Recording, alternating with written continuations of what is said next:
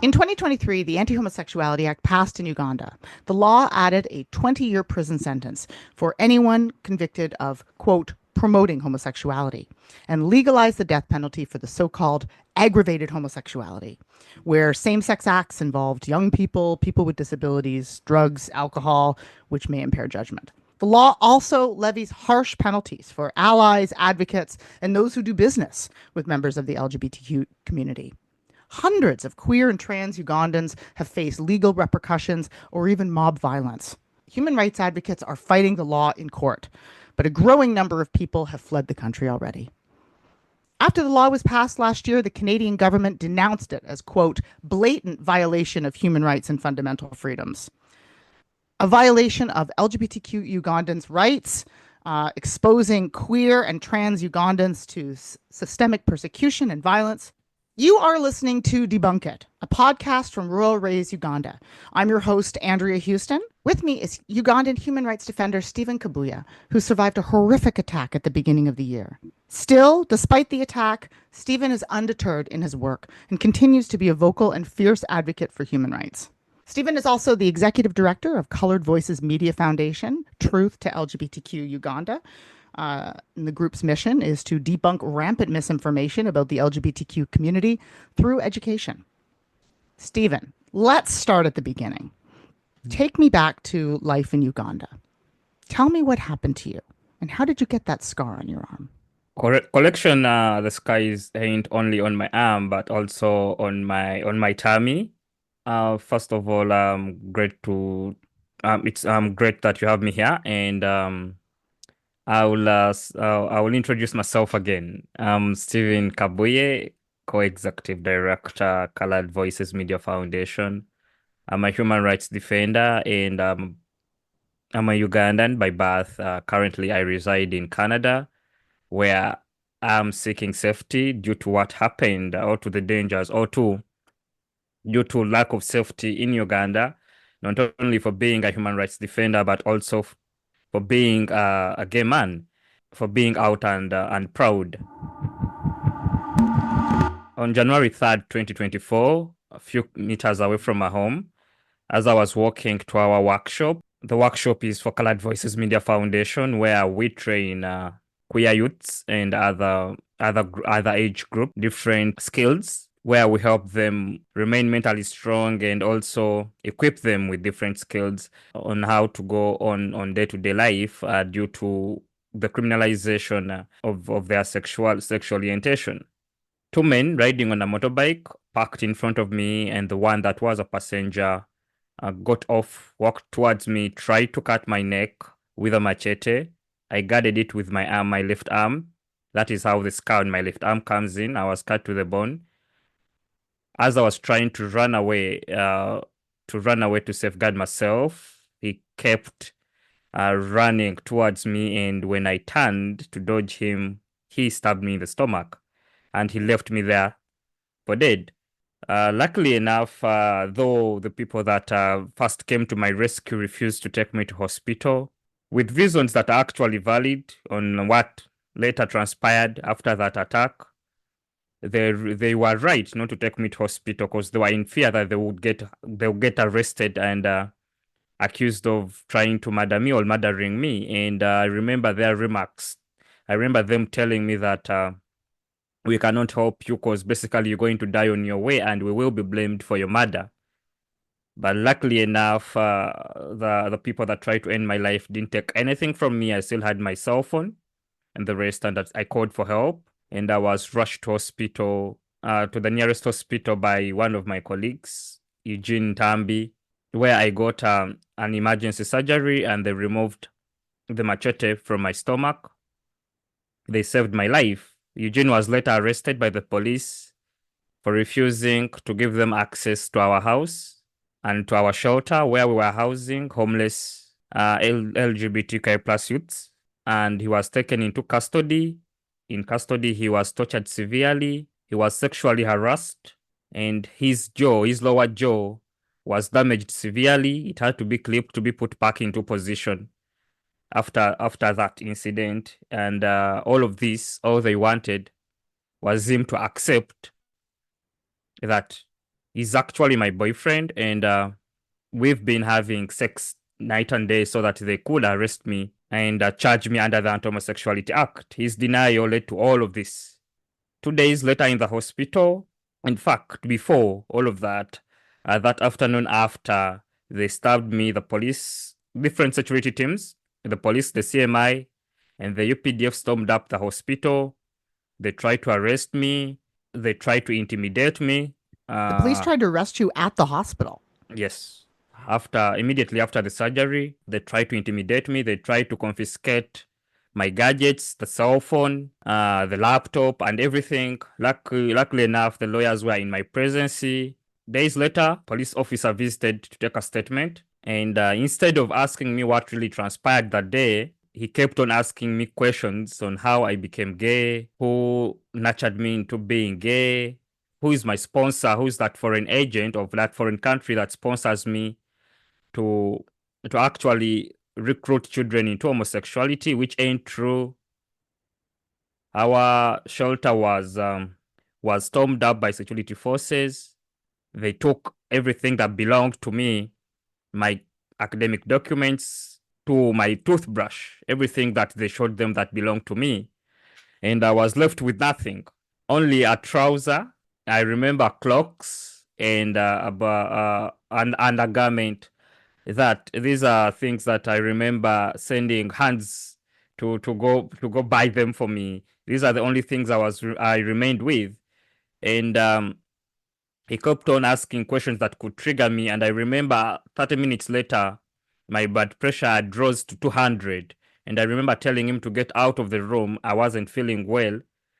My head was actually bursting into two because I was losing it, and I almost died in that interrogation. This is when I realized that I wasn't safe, because he made a statement that went like, even if you do not tell me, you will have to tell other security forces that will use force to get that information out of you. Next thing I had to do was to call my other colleagues, Frank Mugisha, and telling him I'm not safe here. This is what transpired. And the next thing we had to do was to get me out of the country as soon as possible. I remember hopping on an early flight to Nairobi, 5 a.m. And this is the flight that almost took my life, because I was at flight risk. It wasn't recommended by the medics, but they had to let me go because they were also facing a lot of intimidation from not only the security forces, but from also politicians, especially the Speaker of Parliament of Uganda and the Member of Parliament, Honorable Salah Opendi, who were calling them and intimidating them and telling them that they should not give me health care. I hopped on the next flight to Nairobi. It was an hour flight, but I'm lucky that it was only 1 hour flight. I remember they got me out of that flight, off that flight on tarmac, into an ambulance to rush me to the hospital to save my life because I was dying. That is how I escaped Uganda, and a month into Nairobi, 2 months into Nairobi, I was put on a flight to Canada, where I reside right now, and continue advocating for LGBTQ plus rights as I look onto how I can continue with my life away from home, away from my family, away from my friends, away from the land I was born in, and I do not have hope that I'll ever return because of my stand on LGBTQ plus rights, because of my sexual orientation. Wow. What a story. Incredible bravery. I mean, to know enough to call the right people, to say the right things, to go public. And I mean, that I'd like to hear a little bit more about, because after you were attacked, I mean, that picture or that video that everybody saw that went viral on Twitter of you bleeding. What went through your mind? What led you to call out to the international community and put that video on social media? And I guess what was going through your mind in that moment? Basically, I was scared. I was dying. For real, I died that day. I died because I remember before I left the hospital, the administrator of the hospital brought me a video when they were just bringing me into the hospital. I was dead. She told me, you were dead. You're lucky that you're still alive. I was dead. I was dying. I had like 5 men standing around me, and all they were telling me was, you're going to die, and we cannot help you. I was trying to call home, and no one was answering. The phones weren't going through. And had my phone in my hand. And I'm a Twitter person. I'm always tweeting. And I was like, I opened Twitter. I wanted to type. I could not type. My left arm was paralyzed. It had been cut to the bone. And all I could do was click in the video. And the video lasted for 2 minutes and 15 seconds. I just opened my Twitter, recorded, and by the time it was done, I just clicked send. And I never knew that this video could actually be the thing that could save my life. Because after the video going viral, phone calls came in to save my life. It went viral in seconds. I never knew that this video would save me. All I knew was this video will act as something, as evidence to what has actually ended my life. So I just recorded it to show people that this is how Steve has died. That is actually what was in my mind, was like, this is because even if you hear the words in the video, I'm crying and I'm saying, I'm sorry, I've never got a chance to watch the whole video again because it triggers me all the time I try to watch it. Oh my goodness. Yeah. But the words are like, this is save me. They've killed me for who I am. Yeah, because the person that tried to end my life yelled the words, die you homosexual. Like, die you homosexual. Automatically they came to end my life for being a gay man. Later, what transpired, the intimidation from the security forces, the intimidation from the head of the government, because the Speaker of Parliament is one of the head of the country. Without the president, without the vice president, it's the speaker up there. So all of that shows that they wanted to end me because of my sexual orientation, because of the noise I make on queer rights in Uganda, and because of the work I was doing to make sure the queer community in Uganda stays up and intact amidst the law. And in trying to silence you, they actually made your voice even louder. This noise I'm making is the making of those that thought ending my life or trying to end me or trying to kill me will silence all of us. Were you out already in Uganda, or did the attackers just suspect you to be gay? Like how did they know you personally, or was it a random attack? I've been out and proud for years now. Yeah, but to the public, not just to your friends, family, and the queer community, but like the wider public. Yeah, to the wider public. And the mob violence is obviously a common thing in Uganda. That people are attacked on the streets. People, groups of people attacking LGBTQ people or people who are visibly queer or trans. It's a common thing. Maybe talk a little bit about that. What is what is the average LGBTQ person who isn't an activist? What's life like for them in Uganda right now? For anyone queer in Uganda, and for those that are out and proud, death is something like we always get ready for, because you don't know what comes next for tomorrow. We live day by day. When this day goes and you sleep and you wake up alive the next day, you thank the queer gods, because the Anti-Homosexuality Act first of all legalized homophobia in Uganda. Take my case for example. 9 months down the road, no police statement has ever been released. Ever since I was mobbed, ever since they tried to murder me, ever since it wasn't even a mob that came to finish me. This was an attempted assassination. No statement has ever been released. Nothing has ever been done. The only thing that goes on is intimidation. Whenever I speak up, my colleagues are being called and intimidated. Every day, Eugene Ntambi, Hans Semfuma are always intimidated. Look at what still transpires online. When you go into the TL of Hans Semfuma today, you will see a lot of death threats. This is what really happened to me before I was attacked, before I was almost assassinated. Death threats cyberbullying, and the Ugandan government is quiet. The security forces are quiet. So the Ugandan government actually does not care about LGBTQ plus folks in Uganda. They are not counted as Ugandans. So you just have to understand that every day you wake up alive, when you are queer or when you are LGBTQI plus, you thank God, because anytime, any day you get mobbed. Anytime, any day they might try to assassinate you, and the government will keep quiet. Yeah, no, that's very clear. The government in Uganda wants to erase LGBTQ people from existence. That has been clear for more than a decade now. And obviously, the law passing is just enshrining that into law. But the climate has been this way for some time. Are you still in contact with your family? Did you have a relationship with your family before you left?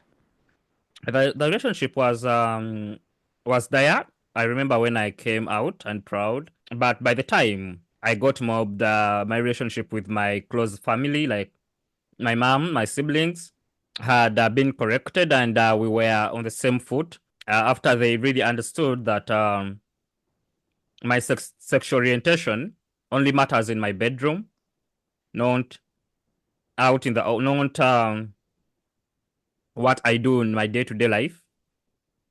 And I'm still in contact with my family. I recently lost my youngest sister. May the queer gods protect her in the next realm. My condolences. I'm very sorry to hear that.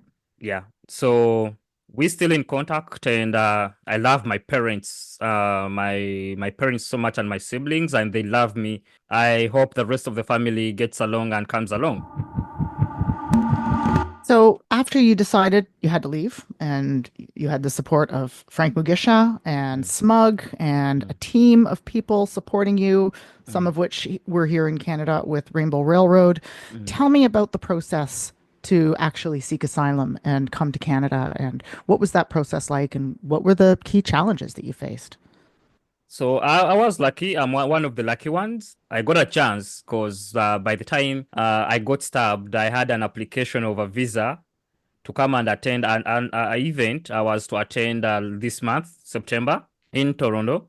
So I got a chance that I had an application there. The work to bring me to Canada isn't a work of a few, it's a work of a lot of people. A lot. Many I didn't have an idea about. Many who just saw what had happened to me, who just saw me on TV and tried to look out and see how they could get me to safety. I was lucky that a month into Nairobi, due to the work of many people, the Canadian government had to approve the visa request that was in, but had stayed in for almost like a full year, and it had never been answered. So I was granted a 10-year multiple entry visa, visitor's visa, to come to Canada, and it became easier for Rainbow Railroad to work on the rest of the journey. Rainbow Railroad got me on the next flight to Canada, and the flight wasn't that simple because actually the Kenyan government denied me boarding on Jomo Kenyatta, and I had to board from Jomo Kenyatta back to Entebbe. By the time the KLM flight left the tarmac, I was like, I've escaped this hell, never to return. Never to return in this country until it's freedom for all of us. And I arrived in Toronto the next day. I remember arriving in Toronto, and while I was in the car with the Rainbow Railroad team, telling them I didn't know that freedom tastes like this, but it's absurd. It's only for a few. Because my worry was on the rest of my friends that had left behind, who I don't know if they will ever taste the freedom I'm tasting, because of the bureaucracy and the rest of the things that have to transpire to get anyone to safety. The journey was worrying. I first of all went into depression weeks later because I was missing home. I now knew that I'll never see my friends again. I'll never see my family again. I became homesick but we get used as the time goes on. You get used that it's only on 100. The ratio is 2 to 100 when you'll have a chance to ever see your friends again or see your family again, especially when you have to leave your home country, the circumstances I left it.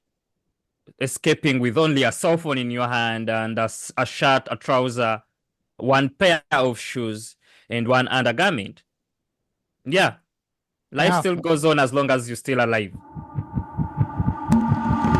But what a series of terrifying moments to have to deal with in trying to escape the country. And I think most people don't realize the challenges and the difficulties, in just, coming to Canada and just trying to claim refugee status, and how the many layers of challenges and barriers and bureaucracies, as you say, which are put in place. So you get to Canada, you arrive in Toronto, and you continue your work. You continue to advocate. You continue to fight online harassment.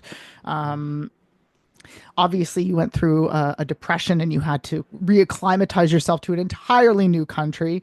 Understandably, missing home, leaving everything and everyone you've ever known behind, likely, as you said, never to see them again. It's a position very few people, at least many people, shouldn't say very few, many people ever have to experience. Doing the work from Canada, fighting online harassment, debunking misinformation, and really advocating for human rights, continuing to advocate for human rights on social media and off. What has it been like to do this work from Canada? I would say it's kind of like fun doing it in Canada because you do not fear being silenced or anyone coming or jumping into you and stabbing you. Uh, it gives me a lot of courage, especially when I'm talking about queer rights, human rights, the Anti-Homosexuality Act in Uganda, the death penalty it carries, life imprisonment for being in a same-sex relationship, 20 years for just advocating for LGBTQ plus rights. So, and then also what I have noticed is that the Canadian community has little idea about the legalized homophobia in Africa, especially in countries like Uganda.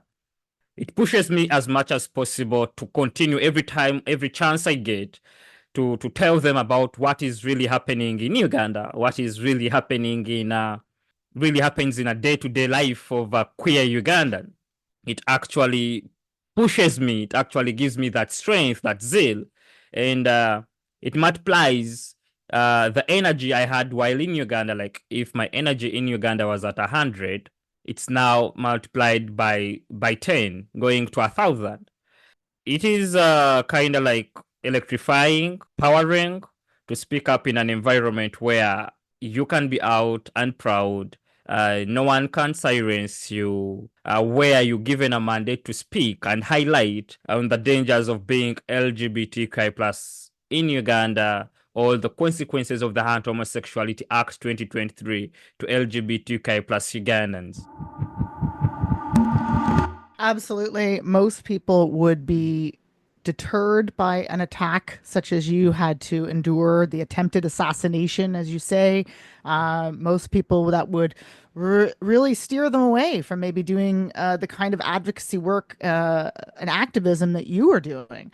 So maybe talk about a little bit about the effects of the residual effects of the attack and what that has had on your advocacy, and how you have maintained focus and been undeterred, and not scared off from continuing to do the work online, where you know we know how Twitter is, and we know how other social media platforms are, especially now, just overflowing with hate in many cases. And so what goes through your mind? How do you get the strength to keep going?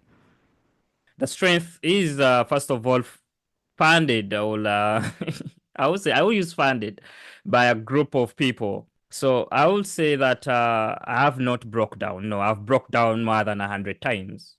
There are a lot of nights I fell to sleep where I actually try to sleep and I get dreams where I'm bleeding to death.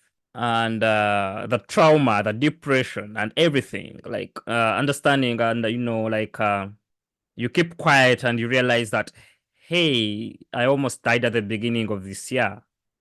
And there are moments where I've had to come out and prove that I was actually stabbed. It isn't makeup, not only to the people that are homophobic, but also to the people of the queer community, especially back in Uganda. But I've had my friends, I've had my family telling me to keep going, and then I've had the whole world behind me.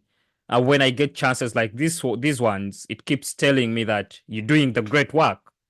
You're doing the great work. First of all, I told you my journey to safety wasn't wasn't of a small group of people. It was of a very, very, very big community. Many people came out, politicians, people I didn't have an idea about. Also, I have friends today that I can wake up and tell the world, that friend worked as much as possible, spent days and days and days convincing this person to do this thing to help me get to safety. And the world will say, no, it's not true. I'm like, it is true. You get it? So all of these people have always pushed me to keep going, telling me, no, Steve, you matter. You're worth it. You can do this. My mom, my friends that are close to me, Hans, Eugene, and the rest of the team at Colored Voices and other people. My close friends, the ones that have been taking care of me all along, they've been always telling me, no, Steve, you matter. Steve, you can do this. Giving me company throughout the night where I cannot even sleep, cheering me up, making sure I'm always up on 100%. My social media friends, people I've never met, someone just messages you and like, would we? I noticed your TikTok video. You're not like this. This is not you. You're always smiling. Today you are sad. Can we have a phone call and we speak? All of these people have kept on pushing me. The messages that are coming from different individuals. Steve, you matter. Steve, we love you. Steve, thanks for the great work. These things have kept me going and proving to me that I have to continue speaking up. Many people writing to me, Steve, your story has inspired us. Steve, what you're doing, actually, before even the attack, what you are doing made us come out of the closet and tell the world we exist and we matter. All of this have kept me going and going and going, and pushing me to the limit, pushing me to continue being who I was even before the attack.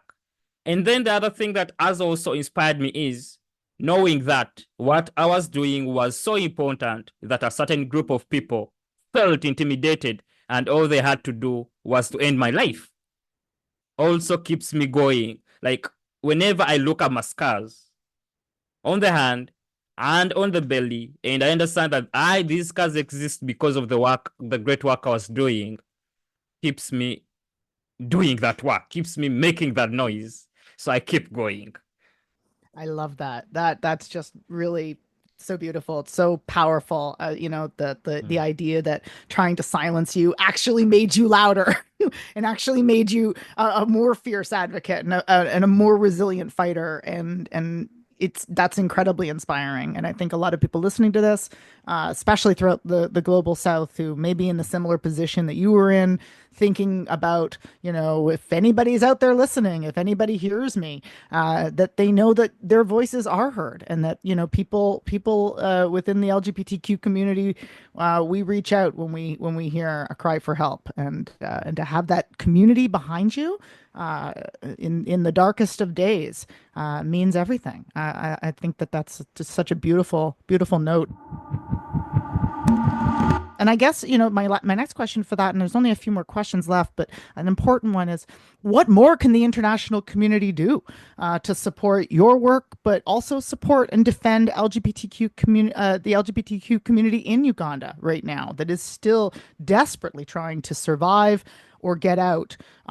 Likewise, countries throughout Africa and the global South. What can the international community do? What more can we do? I would say the attack on LGBTQ plus rights is not only happening in Uganda. It's actually happening in the whole of the global South. What is happening in Uganda is not only going to happen in Uganda. It is escalating and it's spreading across Africa at a very, very, very, very fast rate. This is happening because we've given chance to governments like the one in Uganda to actually undermine human rights using LGBTQ plus rights as a scapegoat. A lot of corruption is happening in Uganda today. A lot of human rights violations are being seen in Uganda today. But how are these politicians making sure they secure their next vote? With an election coming in 2026, they are providing the Ugandan community with the LGBTQ plus community as, let me say, as a cake on a wedding. I'll use that as a cake on the wedding because, because basically they understand that the largest population in Uganda is doctrined into hating the gay people. So what these people actually, what the politicians are actually doing, they're telling Ugandans, instead of focusing on what we are really doing, on the billions of Ugandan shillings we are stealing, on the hospitals that have no medication, on the schools that actually on the schools that are actually under bad conditions, on the roads that are full of potholes, kill the gays instead. So they are diverting the hate the Ugandans have on them onto hating the queer community in Uganda. What the international community can do, basically, I'm thankful to the US government. I wouldn't say that they've done enough. They've tried. The visa sanctions on every politician that voted yes on the Anti-Homosexuality Act, the cutting donor funding and focusing the funding on non-profit organizations that can actually reach all of the people without discrimination. Because basically the Ugandan government has decided to only provide services to a few.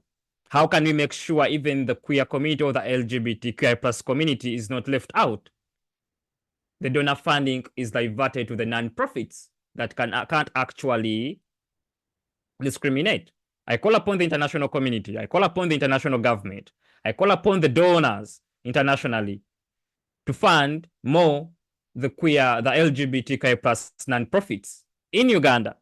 Because basically, when we talk about education, the Ugandan government is open about this. The LGBTQI plus community will not get education. When it comes about health, the Ugandan government is open about this. You will not get equal health as any other Ugandan if, in case you LGBTQI plus. When it comes about shelter, you will not. We all know that Homosexuality Act mandates landlords to evict tenants that are found to be queer or to be LGBTQI plus in Uganda.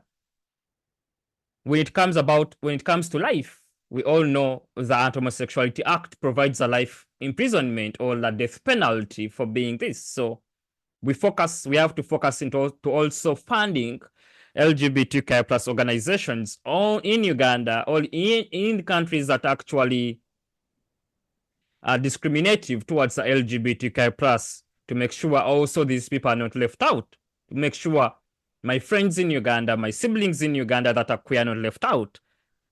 So the other thing we can do, follow the United States. Today, I call upon the Canadian government. I'm now seen as a Canadian refugee. I'm protected by the Canadian government. Me, I can access healthcare here. I can access education. I can access shelter. I can access many things. But where I come from, people like me cannot access all of this. How can we make sure such laws do not come in existence? By making sure we do not only speak about it, we do actions, because actions actually speak louder than words. Yeah, absolutely. How can we follow the United States in policies? As the Canadian government did enough, I would say they've spoke out, but have they did enough? They haven't. Nope. Today, we are seeing members of parliament, ministers from Uganda that actually came on international TV and said These people deserve to be killed, being given visas. Their children, their families are here enjoying. These are children of people that actually are okay with killing queer people.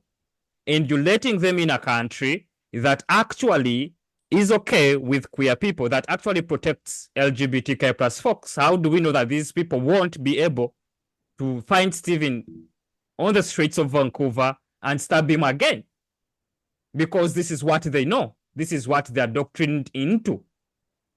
How are you sure that this member of parliament that actually stood on the parliament floor and said these people have to be eliminated, these people do not belong in society, won't stab Stephen or won't shoot Stephen when we meet on the streets of Vancouver? That's a great point.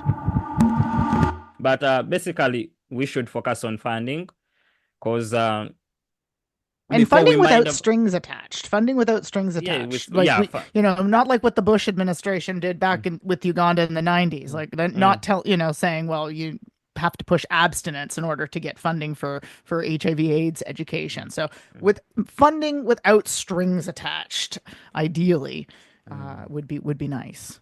And of course, we know the international community, especially the former colonial empires like Europe and the UK, but also America and the US, which has been flooding Uganda and other countries with missionaries and evangelicals who have largely been responsible for the latest incarnation of the law and the Anti-Homosexuality Act that's been pushed for the last 10 years and obviously just passed last year. But maybe talk a little bit about that, about the American evangelicals, Canadian evangelicals too, and the Brits, and the role that they've played, and the responsibility that they have, these countries, to really atone for the damage that was done.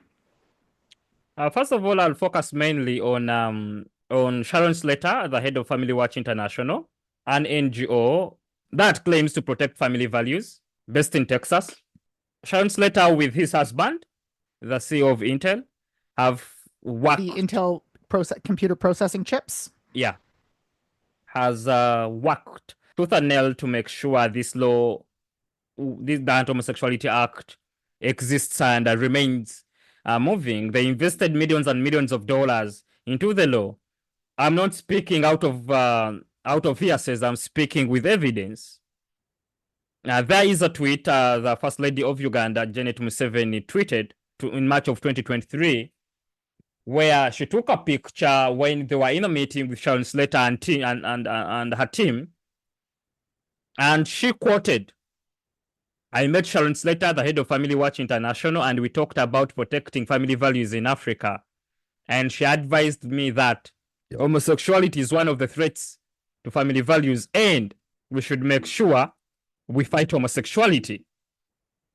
Sharon Slater has not only funded the Parliament of Uganda, but they've also funded different evangelists in Uganda, like Pastor Martin Sempa, the Archbishop of the Church of Uganda, Stephen Kazimba Mugalu, and many other individuals that have actually made it possible for homophobia to flood the church in Uganda, to flood the media in Uganda, and many other platforms.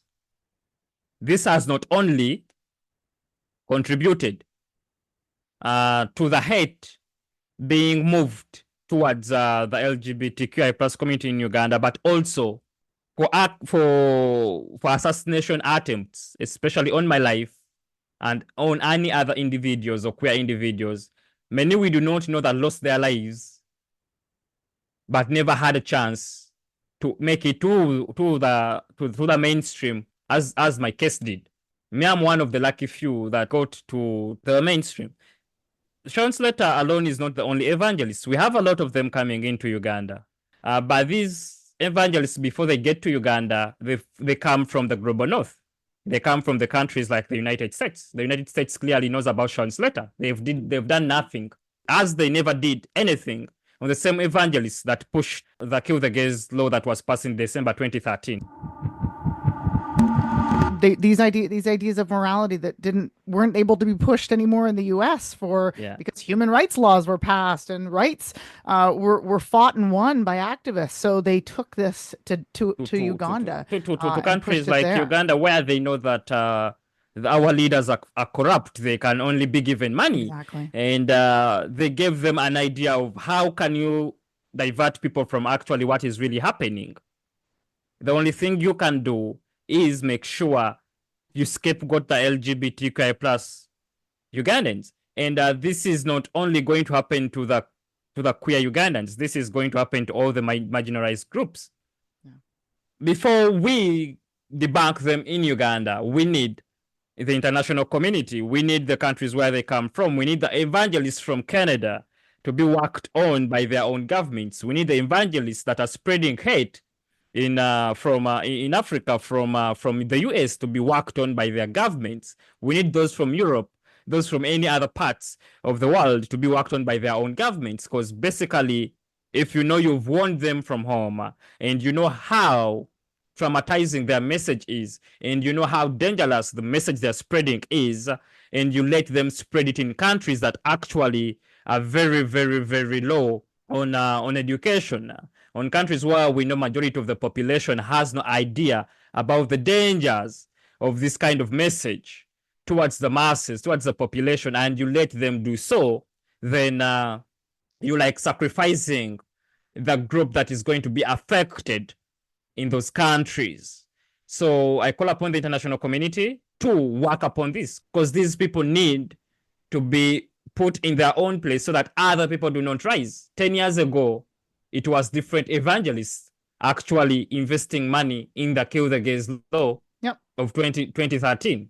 Today, it is other evangelists, different from the other ones, investing millions of dollars into the Anti-Homosexuality Act of 2023. So There how was can an attempt to take the previous evangelists to the Hague for crimes against humanity, and unfortunately, that was unsuccessful. That was by Smug with that case. But still, it didn't work because of the bureaucracy of the governments where these evangelists, governments of countries where these evangelists come from. So basically, we need the governments to make sure they handle their own people so that they do not move hate laws to other individuals. Because today, it is Steve that is going to be murdered. Tomorrow, won't be Steve only. It will be a group of people that will be put together in one place and burnt, or shot to death, or stabbed to death. And we should not wait for Steve to be stabbed. We should not wait for a group of gay men, a group of lesbian women, a group of LGBTQ plus people to be burnt or to be shot to death to actually work or to actually make a statement or to actually put something in action. We should act early because it starts minor. It starts from one person. It starts from only Steve and it goes to a number of individuals. Absolutely. Stephen, my last question for you. What advice do you have for others who are in the same position as you or who aren't advocates, who don't have the kind of supports around them, but who are living in fear in whatever country they're living in the global south, Uganda, other countries in Africa, South America, Middle East? What advice do you have for those LGBTQ people who are interested in following the same path, seeking asylum, and fleeing wherever they live? Before I even give them advice, I would like to tell this to different governments, especially where queer people are protected, especially like Canada, that many queer people that come from the global south do not have family ties. So when I ask for a visa and I'm queer and you tell me you won't be giving me a visa because I lack family ties back home, that is bureaucracy. That is bureaucracy. So I will have to tell my queer siblings, my queer family, and across different countries where being queer is a crime, where being queer is seen as a sin. where being queer is a death penalty. I'll tell them you matter, you loved, and the world out here appreciates you, and they are willing to protect you at any cost or at any cost. And we are going to protect you. We will continue speaking about what you are actually going through, what we're actually going through. And do not stop being yourself. Do not get intimidated into going back into the deep holes of darkness, into the paradox full of darkness and despair, full of fear, especially when you're out and proud. Be yourself and continue being yourself. Continue being queer and proud. Continue enjoying that pride in you. You're beautiful. You're handsome.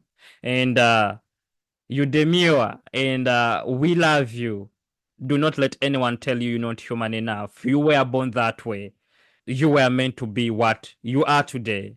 Do not let anyone wake up in the morning and tell you that you do not matter. Do not let the words of those that actually are intimidated by who you are, that actually lack love, put that hate thing into your mind. What you're actually doing today of being your own self is a sign of love. You love yourself. We love you, and I will continue speaking up and saying that we exist as you exist, and I'll continue telling the world that you need to be protected. I'll continue calling out governments that are actually using you as a scapegoat to win elections. I'll continue calling out governments that actually using you as a scapegoat to hide their crimes against humanity, their crimes against their own people. Wow. I love you all. Oh, just beautiful, inspiring, powerful words. Stephen, thank you so much for giving us this time, giving us these important messages to take forward and keep fighting. I think that a lot of people listening to this will hear their own stories in yours, or hear ways that they can help as well, and ways that they can push their own governments, push their communities, and demand action and keep fighting for human rights. I want to thank you so much for taking the time to sit with us today. We really appreciate it. Thank you so much, Stephen. Thank you for giving me this time. I really appreciate it. It's an honor. It's an honor and a pleasure. Thank you. Thank you. I'm Andrea Houston. You've been listening to the Debunque It podcast.